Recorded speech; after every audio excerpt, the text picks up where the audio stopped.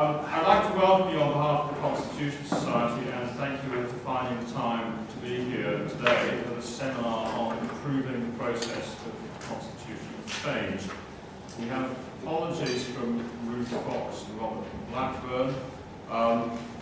Philip Norton, I believe, is going to be here, although a little late.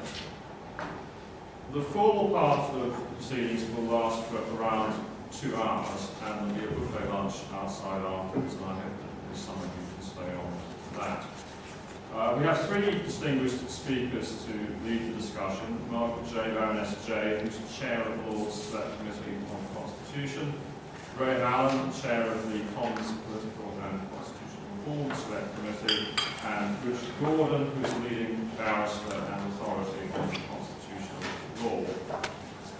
Each of them will speak for about 10 minutes, focusing broadly on the topics that you will see in the agenda on the table, after which we'll open this up for a general discussion.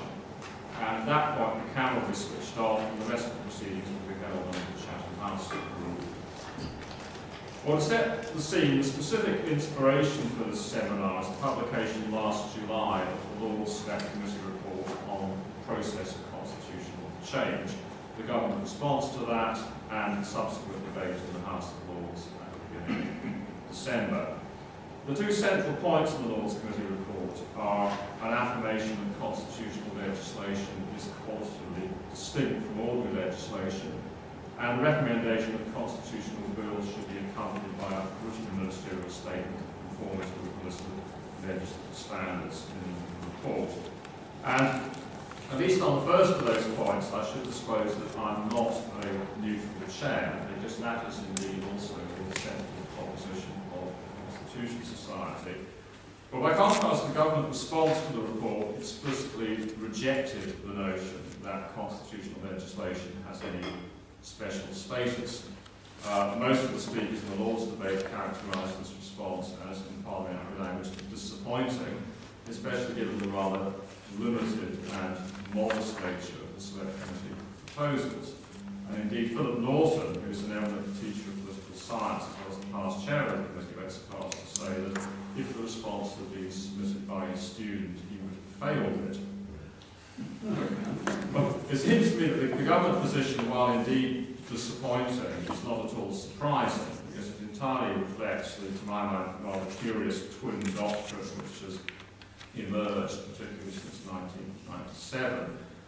First, that constitutional change is an ongoing, indeed apparently near continuous process, and second, that it is undertaken entirely at the will of the government of the day.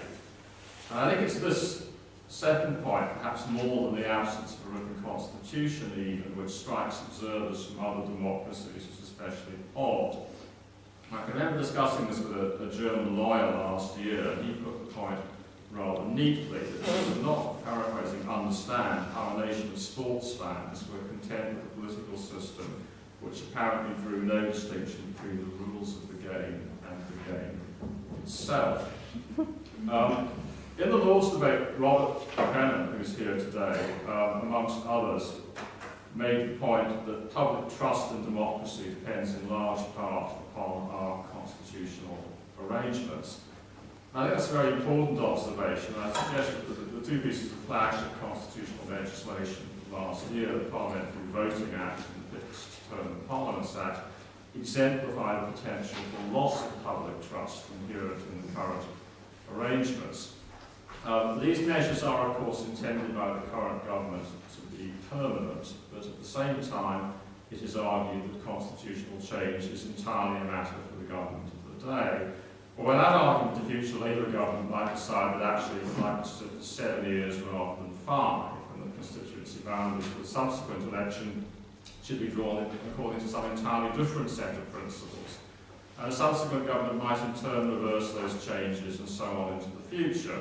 So to pursue the sporting analogy, it's rather as if the winner of the Formula One Drivers' Championship had the right to decide the race calendar for the following season, and indeed to rewrite the technical regulations for car design as well.